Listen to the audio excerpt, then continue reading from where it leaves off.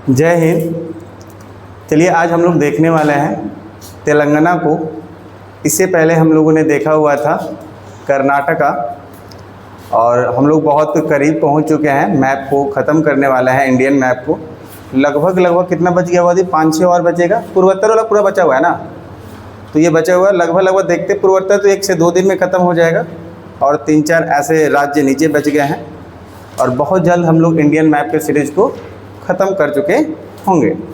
और साथ ही साथ आप लोग को कंबाइंड में एक और सब्जेक्ट चालू हो गया है, 2 क्लास अपलोड हो गया है बिहार स्पेशल का, बिहार की सामान्य जानकारी और बिहार का भौगोलिक क्षेत्र। तो चलिए आज हम लोग देखने वाले हैं क्या देखने वाले हैं, तो कहेंगे तेलंगाना को देखेंगे। ठीक है, तेलंगाना को, जैसे हम लोग पीछे कई सारे राज्यों को देखे वैसे आज तेलंगाना को भी देखते हैं। आइए तेलंगाना का मैप निकालिएगा आप लोग भी।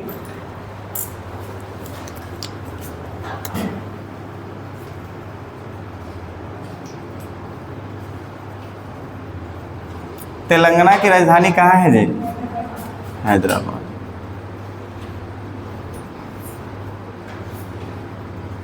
पहले तेलंगाना था,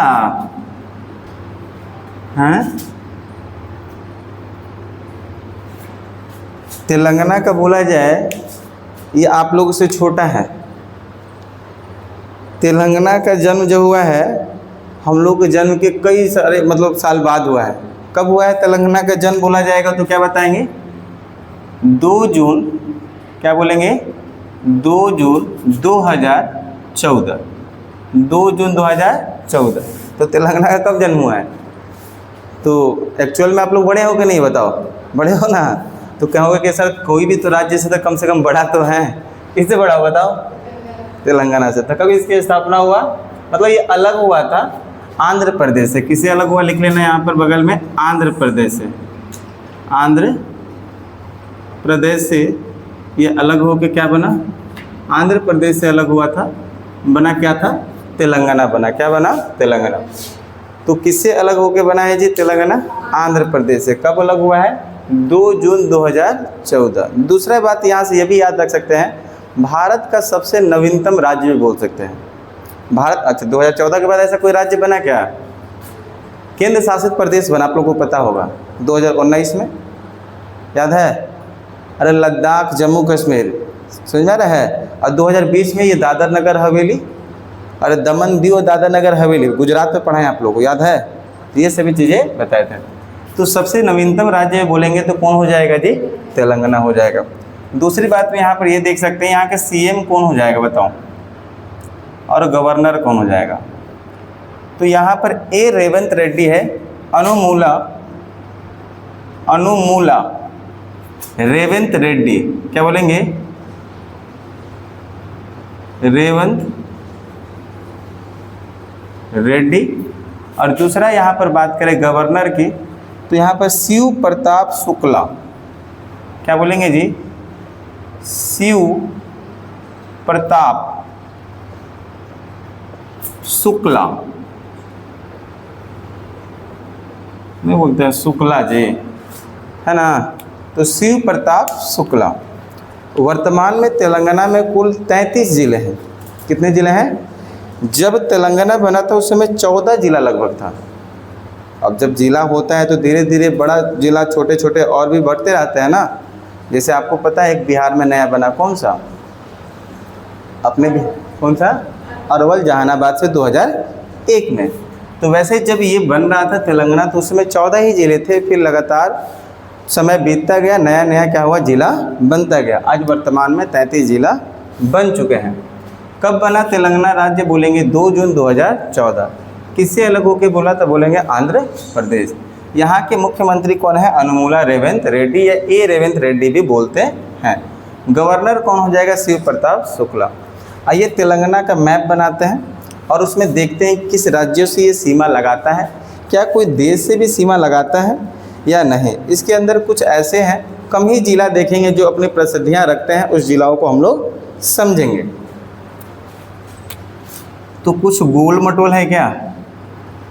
देखोगे ना तो कुछ ऐसे करके बड़ा टेढ़ा मेढ़ा हो रहा है। ओहो,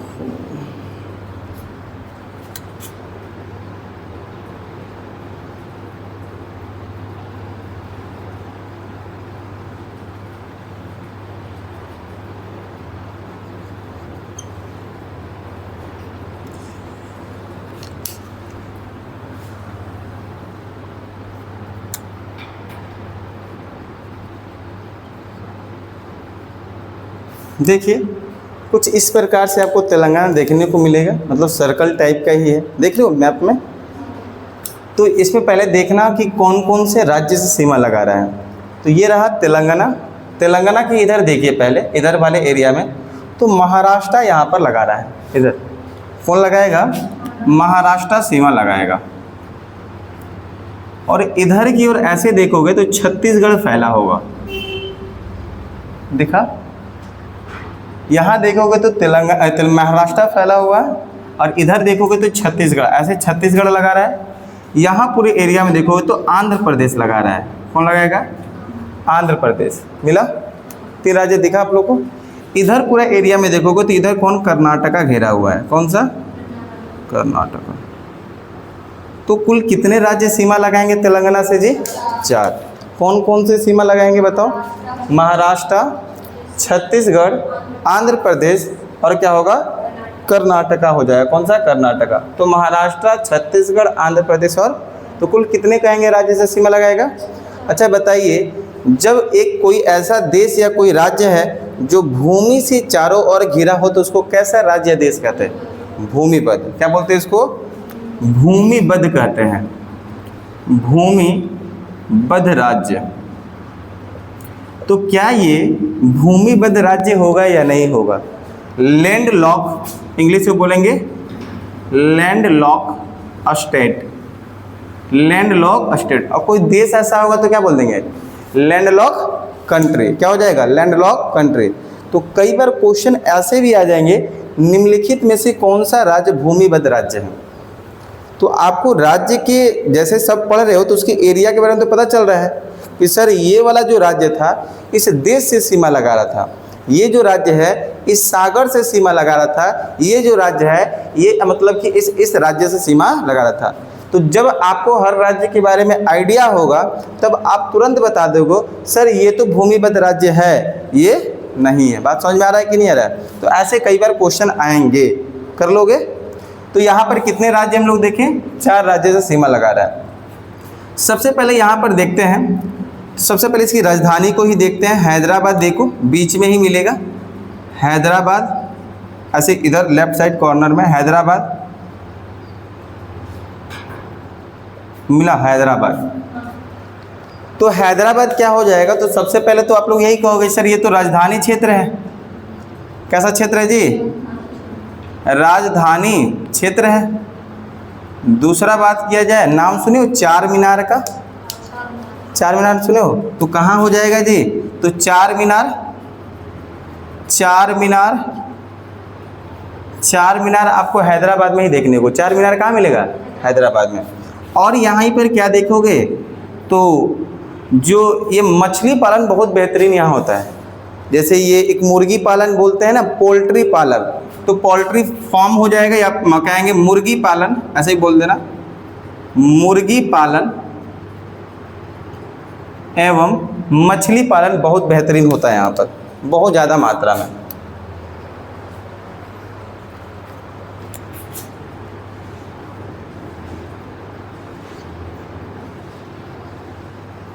तो मुर्गी पालन और मछली पालन के लिए बेहतरीन कौन सा? हैदराबाद। और हम लोग देखिए हैदराबाद में तो यहीं पर आईटी सेक्टर भी है, आईटी सेक्टर के लिए बेहतरीन है। आईटी सेक्टर का मतलब समझना, आई का मतलब होता है इंफॉर्मेशन, टी फॉर टेक्नोलॉजी। तो इंफॉर्मेशन टेक्नोलॉजी के लिए जैसे सॉफ्टवेयर के लिए, जैसे आप लोगों को बेंगलुरु बताए थे, आप लोगों को सिल्क सिटी वगैरह बताए थे ना, वैसे ये भी हैदराबाद बहुत प्रसिद्ध है। समझ में आ रहा है कि नहीं आ रहा है? किसके लिए? आईटी सेक्टर के लिए। यहाँ पर और एक चीज़ देखेंगे तो गूगल का ऑफिस यहाँ बनाया गया है। गूगल ऑफिस जैसे नहीं होता है अमेरिका में, उसकी पूरी मेन ब्रांच है, तो अपनी ऑफिस छोटा छोटा खोलना चाहिए उसको।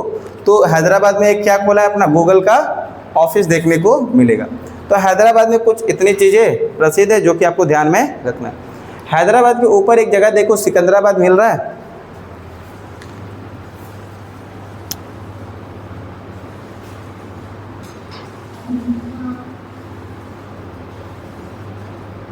मिला सिकंदराबाद।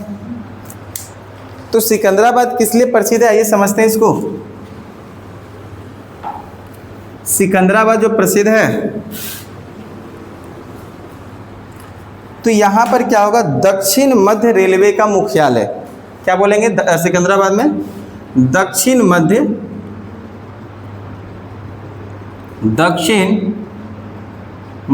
रेलवे का मुख्यालय।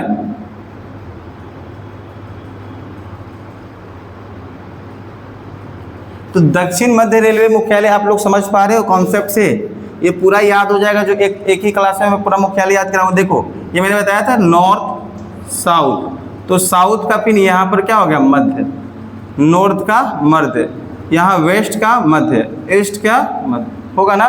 तो ये उत्तर मध्य, दक्षिण मध्य, तो दक्षिण मध्य का क्या हो जाएगा मुख्यालय, कहाँ हो जाएगा, सिकंदराबाद।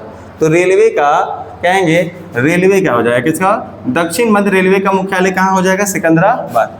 अगला हम बोलेंगे सिकंदराबाद में ही तो क्या प्रसिद्ध है, तो सिकंदराबाद और हैदराबाद को जुड़वा शहर कहते हैं। क्या बोलते हैं जी, सिकंदराबाद और क्या बोलेंगे, सिकंदराबाद और हैदराबाद को क्या बोलेंगे,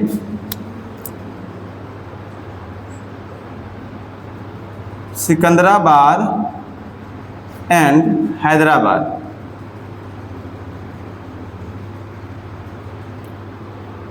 को जुड़वा शहर कहते हैं।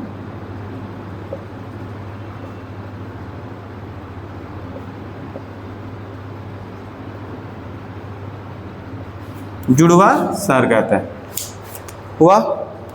तो सिकंदराबाद और हैदराबाद को क्या कहेंगे जी, जुड़वा शहर कहते हैं। अच्छा एक जगह खोजिए, यहाँ मिलेगा एक मुलुगु। ये जो सिकंदराबाद है या हैदराबाद की, यहाँ पर देखो, मेरा पहले हाथ देखो उसके बाद खोजना। यहाँ मुलुगु,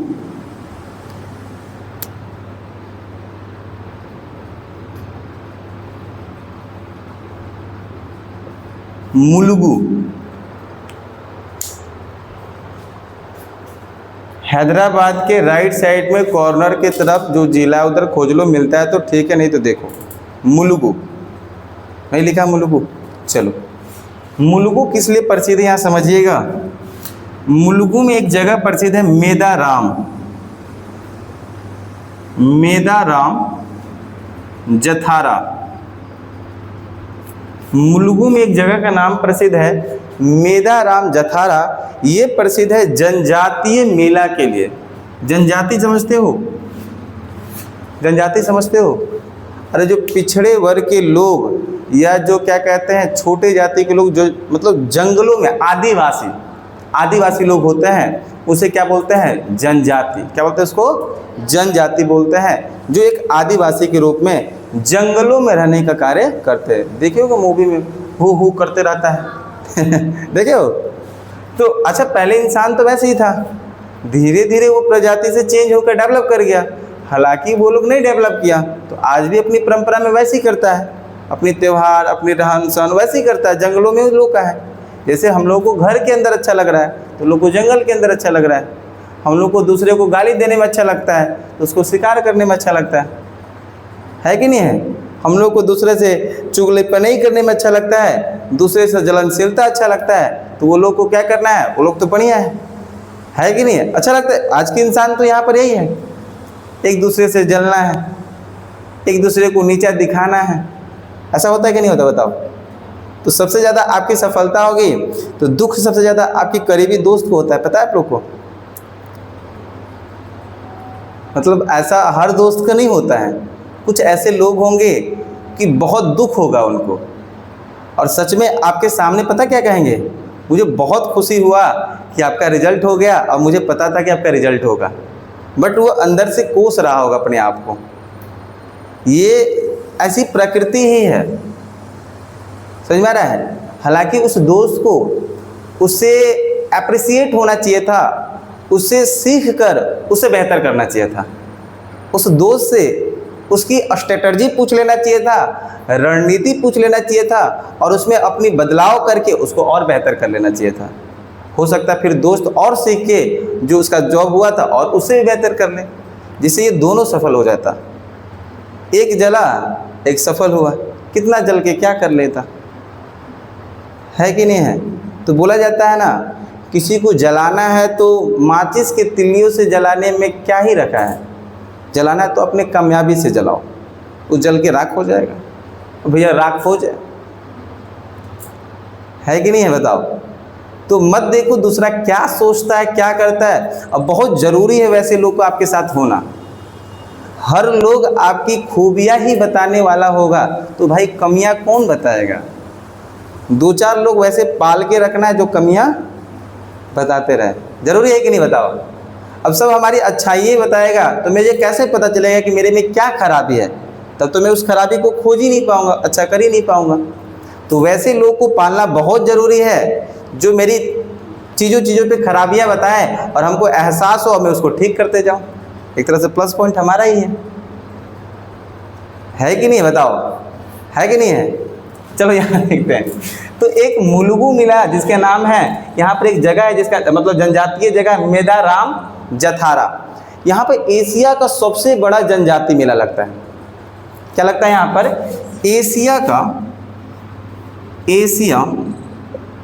एशिया मैंने बताया था ये महाद्वीप, आप लोग कई सारे थे। एशिया का सबसे बड़ा जनजातीय मेला लगता है।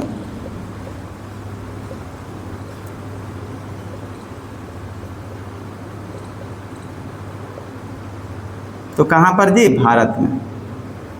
कहाँ लगता है ये मेला? भारत के कहाँ पर? तेलंगाना के मुलुगु में, मेदाराम जथारा। मेदाराम ये कह सकते हैं कुंभ मेला के बाद दूसरा सबसे बड़ा मेला है। जैसे भारत में कुंभ बहुत बड़ा मेला है, आप लोगों को पता है, महाकुंभ 144 साल बहुत बड़ा मेला है, एकदम बहुत मतलब ब्रॉड लेवल पे होता है, बहुत बृहद लेवल पे होता है। उसके बाद तो लिख लेना छोटा सा में, कुंभ मेला के बाद दूसरा सबसे बड़ा मेला है। दूसरा सबसे बड़ा मेला तो जानते ही होंगे किसे कहते हैं। हालांकि भीड़ को मेला कहते हैं या मस्ती को मेला कहते हैं मस्ती को। आप लोग के लिए डेफिनेशन क्या है मेला का? मतलब जहाँ चरखा है, जहाँ एकदम लाल रंग वाला जलेबी छना है और बचपना वाला खिलौना देखने को मिले। एक होता था कि मेला देखने जाओ, 10 रुपये के झाल मुड़ी लेना है और उसको खाते आ जाना है कि नहीं है। तो इस साल तो नहीं लगा हुआ था यहाँ पर 25 में, शायद परमिशन से नहीं मिला था ना, मेला देखने को मिला था आप लोग को, कहीं और गए थे। 25 में यहाँ मेला नहीं लगा था नवंबर दिसंबर, याद है आप लोग को? अरे दुर्गा पूजा जो होता है ना, रहते हो कि नहीं मतलब तो इस बार नहीं लगा हुआ था। ओनली बस लोग पंडाल पे आए, आरती लिए, देखे दुर्गा माँ जी का अपना जो भी अपना आस्था है, लोग दिखें, दर्शन किए, बस रोड पे घूमना था। रोड पे आइसक्रीम मिलेगा, गोलगप्पा मिलेगा, एक मेला का माहौल अलग होता है नहीं? वो झूला, वो चरखा, वो नाव है, बट वो नहीं था इस बार। अब देखिए इस बार क्या होता है, नवंबर दिसंबर आएगा फिर ना, अब इस बार क्या माहौल होता है। सबसे अच्छा दुर्गा पूजा देखना है तो कहाँ चल जाना है? कोलकाता, बताए थे, बेहतरीन होता है, एकदम बहुत बेहतरीन होता है, तो लोग जाते भी हैं। तो मुलुगु आप लोग को समझ में आ गया। अच्छा, एक यहीं पर देखने को मिलेगा वारंगल। देखो यहाँ पर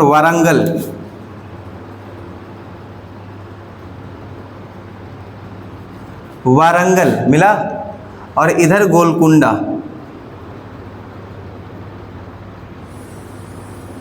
दो जगह खोजना है। देखो हैदराबाद के राइट साइड में थोड़ा सा ऊपर में मिलेगा वारंगल, और हैदराबाद के लेफ्ट साइड में थोड़ा नीचे वगैरह में मिलेगा गोलकुंडा। दोनों मिला जगह? दोनों जगह मिला या नहीं? चलिए अब यहाँ देखिए मिल गया। तो वारंगल और गोलकुंडा दोनों को समझते हैं, बड़ा बेहतरीन ये दोनों। देखिए गोलकुंडा में ही मैंने बताया था, या गोलकुंडा इसी को बोल दिया जाता है ना, यहाँ समझने का प्रयास करिएगा। गोलकुंडा में एक खानदान है जिसको खान वगैरह भी बोलता है, खदान, खनन, माइनिंग बोलते हैं ना। तो गोलकुंडा में क्या है, गोलकुंडा का क्या खदान है, और यहीं पर माइनिंग होती थी। और यही गोलकुंडा के खान से क्या निकला, मतलब खदान से क्या निकला, हीरा निकला, कोहिनूर हीरा। कहानी बताया था इससे पहले। तो यही गोलकुंडा के खदान से क्या निकला था, कोहिनूर हीरा। और जब यहाँ से कोहिनूर हीरा निकला तो इसी के बगल में एक वारंगल है, यहीं पर राजा हुआ करता था प्रताप रुद्र देव। कौन राजा हुआ करता था? तो कोहिनूर हीरा कहाँ से निकला? गोलकुंडा के खान से। और ये वारंगल की राजा को जो प्रताप रुद्रदेव को पता चला, तो भाई जो राजा होता है वो अगल बगल साम्राज्य उसी का होता है, तो हीरा पे किसका कब्जा होगा? राजा प्रताप रुद्रदेव। तो वारंगल के राजा कौन है? प्रताप रुद्र देव। प्रताप रुद्र देव राजा कौन हो जाएगा? प्रताप रुद्र देव। ये था। तो भाई लिया कौन? तो प्रताप रुद्र देव ले लिया।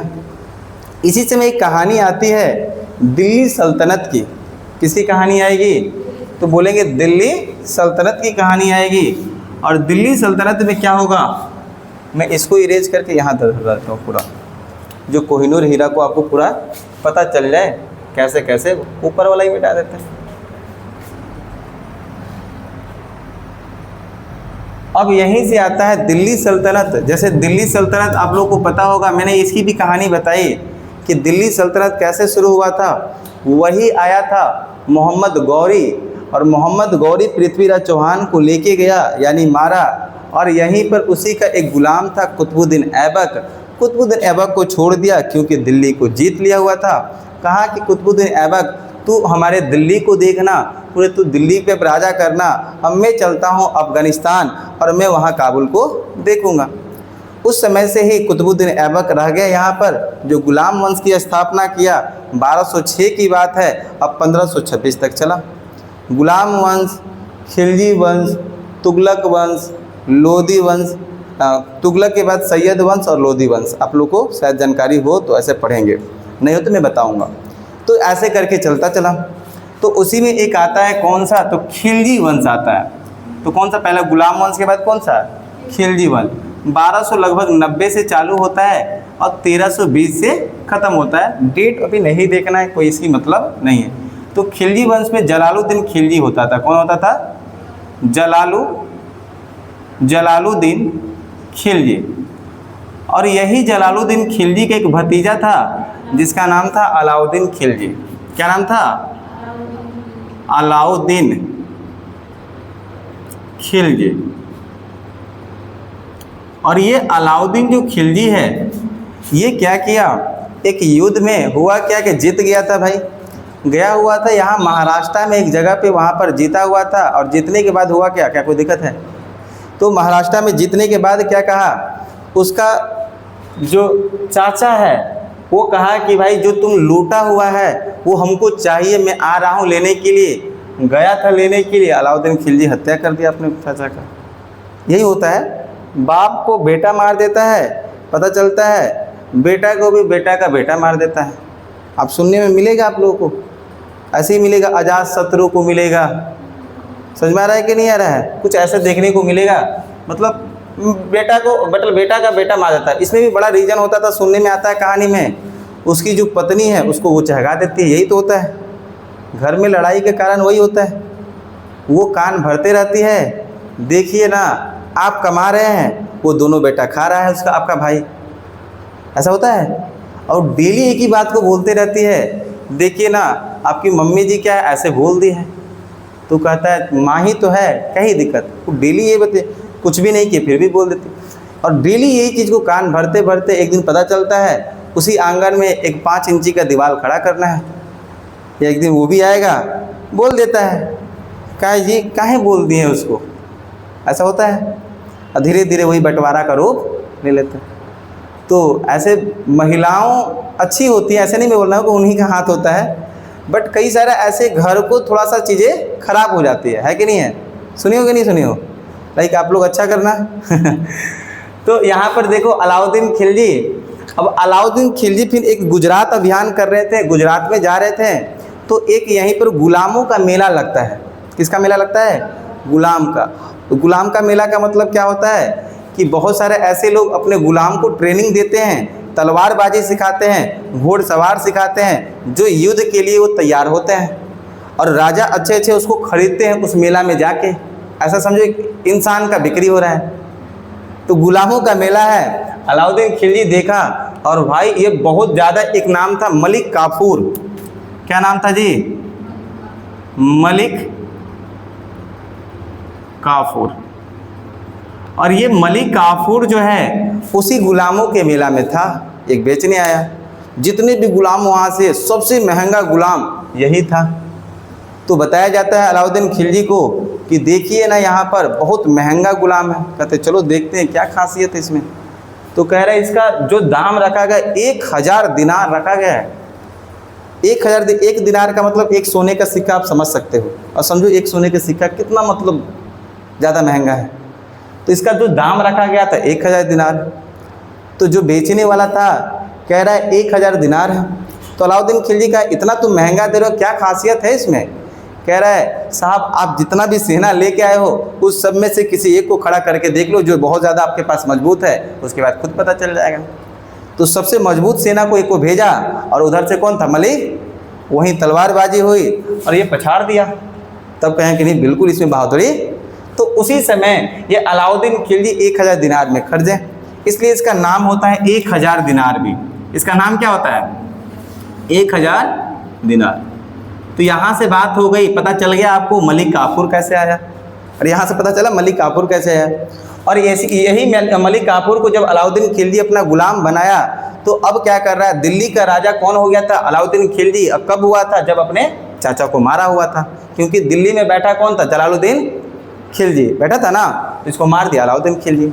अब अलाउद्दीन खिलजी कह रहा है अपने साम्राज्य को बढ़ाना है, तो वो क्या करेगा? मलिक काफूर को दक्षिण में भेजेगा। ये चल रहा है ना, दक्षिण में भेज रहा है। और दक्षिण में कह रहा है कि तुम जाओ, दक्षिण में तुम्हारे पास वीरता है, तुम एक वीर योद्धा हो, तुम जाओ दक्षिण के चीज़ों साम्राज्य को हमारे दिल्ली में मिलाओ। मैंने एक कॉन्सेप्ट बताया था, जब भी साम्राज्य क्या होगा, मतलब क्या होगा, थोड़ा सा राजा क्या होगा अपना, मतलब वो क्या करेंगे? संपन्न होगा, मजबूत होगा, उसका साम्राज्य बड़ा होगा, तो कोशिश करेगा कि हम क्या करेंगे? साम्राज्य को बढ़ाएंगे। जब राजा क्या होगा? अपने आप में वीर होगा, मजबूत होगा, एक योद्धा होगा, तो साम्राज्य को बढ़ाएगा। अलाउद्दीन खिलजी उसी में से एक था। तो भेजा मलिक काफूर को। मलिक काफूर दक्षिण में गया भारत में, और दक्षिण में गया तो पता चला हैदराबाद में। भाई हैदराबाद में जाएगा ही जाएगा, तो गया, पता चलेगा गोलकंडा के खान से मिला क्या है? हीरा उसको पता चला, कोहिनूर हीरा। किसको पता चला? मलिक काफूर को। तब फिर पता चला कि नहीं, उसके बगल में एक राजा भी है वारंगल का, प्रताप रुद्रदेव। तो कह रहा कि भाई हीरा चाहिए। तो यहाँ का राजा इतना डरपोक निकला कि भाई कोई राजा है तो उसको पहले युद्ध करना चाहिए। तुम कोई भी आ रहे हो तो पहले क्या करना चाहिए? युद्ध करना चाहिए। तो वो डर इतना चुका था, क्योंकि भाई दिल्ली का वो गुलाम है, दिल्ली का गुलाम, मतलब एक बड़े देश के में एक जो साम्राज्य है दिल्ली है, और वो दिल्ली जो है वो पूरे मतलब भारत में सबसे बड़ा साम्राज्य माना जा रहा है। तो ये दिल्ली के गुलाम आया हुआ है, तो डर के मारे जो प्रताप रुद्रदेव हुआ वो कोहिनूर हीरा भी सौंप दिया, और साथ ही साथ जो भी सोना चांदी जवाहरात था वो भी दे दिया। डर से दिया। कौन? प्रताप रुद्र। तो डरपोक राजा बोला जाता है प्रताप रुद्र देव।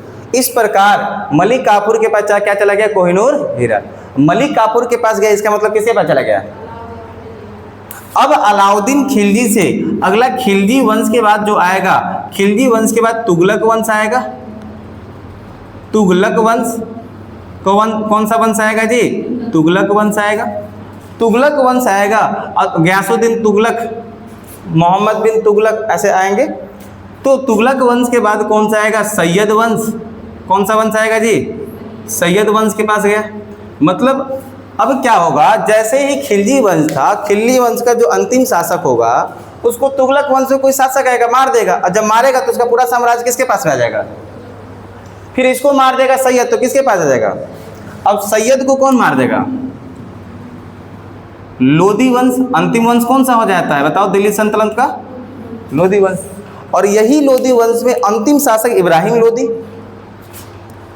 इब्राहिम लोदी। और वही इब्राहिम लोदी को मारने के लिए बुलाया गया था बाबर को। अब बुलाने वाला कोई और नहीं था, वही इब्राहिम लोदी के चाचा, भतीजा।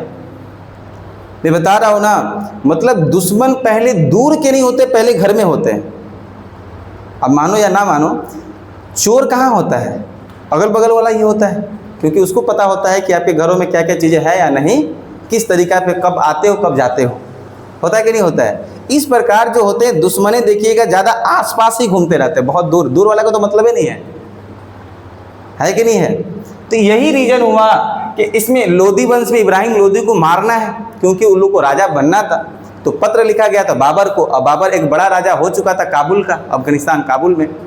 अब उसको बुलाया गया और आया, और वही 1526 का युद्ध हुआ, पानीपत का प्रथम युद्ध, इब्राहिम लोदी वर्सेस यही क्या हुआ था, बाबर। और हालांकि बाबर हार रहा था शुरू में बाबर क्या हो रहा था, हार रहा था, लेकिन जब अपने सेनाओं को रखा तो उसको जिहाद शब्द का युद्ध किया। जिहाद का मतलब होता है अपने धर्म के लिए मर मिटने वाला। वो कह रहा है कि देखो जितना भी तुम लोग पे टैक्स लगता है, पहले ना राजा ना अपने सैनिकों पे भी टैक्स लगाता था, और वही टैक्स से फिर उसको वेतन देता था पैसा। कह रहा है तुम पे टैक्स जो लगता है वो सब माफ कर दिया जाएगा। तुम लोग जो मदिरा पीता है, मदिरा यानी सोमरस, सोमरस यानी अल्कोहल, दारू, समझ में आ रहा है, तुम लोग ये जो पीता है इसको बंद कर दिया जाएगा, तुम लोग बढ़िया से लड़ेगा। तो जिहाद शब्द का इस्तेमाल कर रहा है, कह रहा है तुम लोग को धर्म से मर मिटने के लिए। और पूरा उस रात को पूरा मोटिवेट हुआ, और फिर सुबह हुआ, और फिर उसके सेना लड़ा, नहीं तो हारने वाला था, और बहुत वीरता से लड़ा, और फिर इब्राहिम लोदी यहाँ मारा गया। एकमात्र दिल्ली सल्तनत का एकमात्र ऐसा राजा जो युद्ध में मारा गया, इब्राहिम। उसके बाद कोई ऐसा राजा नहीं, कोई भी ऐसा राजा नहीं है जो युद्ध में मारा गया, युद्ध नहीं लड़ा। उसके बाप को कर बेटा मार रहा, कर भतीजा मार रहा, वो मारा, ऐसे ही चलते गया ना। हाँ, कोई बीमारी से मारा, कोई ऐसे मार दिया, कोई ऐसे मरता है, युद्ध हो भी नहीं किया, मरेगा कहाँ से? समझ में आ रहा है आप लोगों को? तो अब यहाँ से आएगा कौन, बाबर। कौन आएगा? अब बाबर के पास चला जाएगा। ये समझ में आया कैसा गया बाबर के पास? बाबर के पास आएगा कौन, हुमायूं। अरे हुमायूं आएगा या नहीं आएगा बताओ? हुमायूं। अच्छा, हुमायूं के बाद ही आता है शेरशाह सूरी, और फिर शेरशाह सूरी को यहाँ पर जो मर जाता है तो उसी का एक होता है अकबर शाह शुरू करके आता है, एक उसी का एक होता है अकबर या कुछ नाम उसका, वो आता है। फिर आता है हुमायूं, उसको मार देता है, और फिर यहाँ पर हुमायूं के बाद कौन आ जाएगा, अकबर आ जाएगा। कौन आ जाएगा? अकबर। बाबर, हुमायूं। तो शेरशाह सूरी में नहीं लिख रहा हूँ क्योंकि अल्टीमेट फिर हार जाएगा, फिर हुमायूं आ जाएगा। अब इसके बाद कौन आ जाएगा जी, तो अकबर। अगला शासक कौन हो जाएगा, इसका बेटा अकबर। अकबर के बाद जो होता है, अकबर के बेटा जो हो जाएगा जहांगीर। जहांगीर, और ये जहांगीर बहुत शराबी था, बहुत शराब पीता था, सोमरस पीता था। इसकी पत्नी दो थी, रोशन, इसमें इसकी दो पत्नी थी। इसका क्या क्या तो नाम था। एक तो पत्नी इसके दारू पीने से, सोमरस पीने से बार बार मना करती थी, मत पीजिए मत पीजिए, वो पी के आता था, सुसाइड कर ली, कहें कि हम नहीं रहेंगे आपके साथ, अब मर गए। समझ में आ रहा है कि नहीं आ रहा है? तो ये जहांगीर, और जहांगीर के बाद आता है शाहजहां। शाहजहां, यही जहांगीर बहुत अच्छी चित्रकला करवाता था, इसको बहुत अच्छा चित्रकला भी आता था। कह रहा है कि मेरा आँख में पट्टी भी बांध दोगे तो मैं ये बता सकता हूँ, 10 गोले तुम चित्रकारी करवा के आओ, मैं ये बता सकता हूँ ये आँख किसने बनवाया, ये मुंह किसने बनवाया, या स्किन किसने बनाया। तो कहता था जहांगीर बहुत अच्छा चित्रकारी करता था, चित्रकारी के लिए प्रसिद्ध था ये। अब शाहजहां आया, वही शाहजहां जो मुमताज़ से बहुत मानता था, है कि नहीं है? 14 उसके संतान थे। तो शाहजहां के बाद कौन सा आएगा, औरंगजेब। कौन आएगा? औरंगजेब। तो ये क्रम जो मैं बता रहा हूँ, ये क्रम इसलिए बता रहा हूँ क्योंकि कोहिनूर हेरा जाते जा रहा है। इसको मारेगा बाबर, बाबर मरेगा तो हुमायूं के पास, हुमायूं से अकबर, अकबर से शाहजहां, औरंगजेब। अभी घूमते रह रहा है, अभी घूमेगा, अभी बहुत दूर घूमेगा। अगला देखोगे, अगले लेके जाओगे तो जब औरंगजेब की मृत्यु हो जाएगी तो ये मुगल बादशाह का एक तरह से मेन जो साम्राज्य धीरे धीरे खत्म होना स्टार्ट हो जाएगा, क्योंकि अब उत्तर मुगल काल आएगा, छोटे छोटे राजा आएंगे। अब अगला आएगा, देखो औरंगजेब के बाद आता है जहांदार शाह, या ये मोहम्मद शाह आता है। कौन आएगा? मोहम्मद शाह। अगला जो आ जाएगा कौन आ जाएगा? मोहम्मद शाह। अब मोहम्मद शाह के बाद जो आएगा जहांदार शाह। जहांदार शाह ये उत्तर मुगल काल के लोग हैं। मोहम्मद शाह आएगा, जहांदार शाह आएगा, और जहांदार शाह के बाद एक नाम सुने होंगे, फर्रुखसियर। ये फर्रुखसियर के पास जाएगा। इसके बाद कहाँ चला जाएगा जी? फर्रुखसियर। अब फर्रुखसियर के पास चला गया, देखो इसके बाद कहाँ गया जी? ये जहांदार शाह के बाद कहाँ जाएगा? फर्रुखसियर। और ये फर्रुखसियर के बाद अंततः कहाँ जाएगा? एक आएगा मोहम्मद शाह, कहेंगे ये मोहम्मद शाह करके एक नाम है यहाँ पर। मोहम्मद शाह ये हो गया ना, मोहम्मद शाह। एक आता है मोहम्मद शाह, मोहम्मद ही करके नाम आता है उसका, मोहम्मद शाही होता है, बट यहाँ नाम मुझे कंफ्यूज, मोहम्मद सा होता है, मोहम्मद शाह अकबर करके कुछ होता है, देख लेना यहाँ पर ऐसे मोहम्मद शाह अकबर होता है, जहांदार शाह फरुख से एक मोहम्मद शाह आता है, इसी को रोशन अख्तर कहते हैं। और ये जो रोशन अख्तर है, मोहम्मद शाह है, ये मतलब बहुत ज़्यादा ऑर्केस्ट्रा देखता था, बहुत ज़्यादा देखता था ऑर्केस्ट्रा, यानी जो नाच गाना होते रहता है, बहुत ज़्यादा देखता था मोहम्मद शाह। और इसी मोहम्मद शाह के समय दो बहुत बड़े आक्रमण हुए। एक हुआ था 1737 में, जो यहाँ पर मराठा साम्राज्य बाजीराव प्रथम के द्वारा किया गया, और दूसरा 1739 में किया गया, नादिर शाह आया था, बहुत इंपॉर्टेंट है नादिर शाह। वही नादिर शाह आया, वो नादिर शाह आया था, नादिर शाह, और ये नादिर शाह ईरान का राजा था, ये ईरान का एक राजा हुआ करता था, आया, और जब आया तो ये मोहम्मद शाह को क्या किया, हराया। और मोहम्मद शाह जब हारा हुआ था, तो जब हारेगा तो कोहिनूर हीरा कहाँ चला जाएगा, नादिर शाह। अब ये नादिर शाह के बाद इसको हराने वाले जो होंगे पश्तून दुर्रानियों ने, कौन आ जाएंगे, पश्तून, क्या बोलेंगे, पश्तून दुर्रानी, दुर्रानियों के द्वारा। ये पश्तून दुर्रानियों देखने को मिलेगा पाकिस्तान में, पाकिस्तान। और ये पश्तून दुर्रानियों को जो हराएगा, ये हराएगा पंजाब, पंजाब यानी सिख शासकों के द्वारा। किसके द्वारा हराया जाएगा, सिख शासकों के द्वारा, सिख शासकों के द्वारा। अब आ गया कहाँ पर, पंजाब, सिख शासकों के पास। अब यही सिख शासकों से अंततः आता है लॉर्ड डलहौजी। कौन आता है, Lord Dalhousie, Lord Dalhousie, Lord Dalhousie. और ये लॉर्ड डलहौजी किस लिए प्रसिद्ध था, हड़प नीति के लिए प्रसिद्ध था। आप लोग सुने होंगे, जाता था किसी का चीज़ें हड़प लेता था, हड़प नीति के लिए। और यही लॉर्ड डलहौजी एक अंग्रेज हुआ करता था, सिख शासकों से हड़प नीति किया और यहाँ से साम्राज्य से सब चीज़ें लिया, और कोहिनूर हीरा भी यहाँ से लिया। अब यहाँ से कोहिनूर हीरा कहाँ चला गया, अंग्रेज, कहाँ गया, रानी विक्टोरिया। ये पूरी कहानी रही अंग्रेज के पास कैसे गया। मतलब यहाँ से शुरू हम लोगों ने किया अलाउद्दीन खिलजी, मलिक काफूर, तो यहाँ पर ख़त्म करें लॉर्ड डलहौजी। ऐसे ऐसे ऐसे ऐसे घूमते गया। आज वर्तमान में आज वही अंग्रेज़ों के पास है आपकी कोहिनूर हीरा, जो आप कभी नहीं लिख पाओगे, मुझे ऐसा लगता है ना। ऐसे लोग कहते हैं आज ना तो कल ले ही लेंगे, अच्छी बात है, समझ में आ रहा है कि नहीं आ रहा है। तो इस तरह से कोहिनूर हीरा अपना घूमता रहा। हम लोग देखे क्या इसके इतिहास थे, तो ये चीज़ें आप लोगों को समझ में आया, क्लियर हुआ।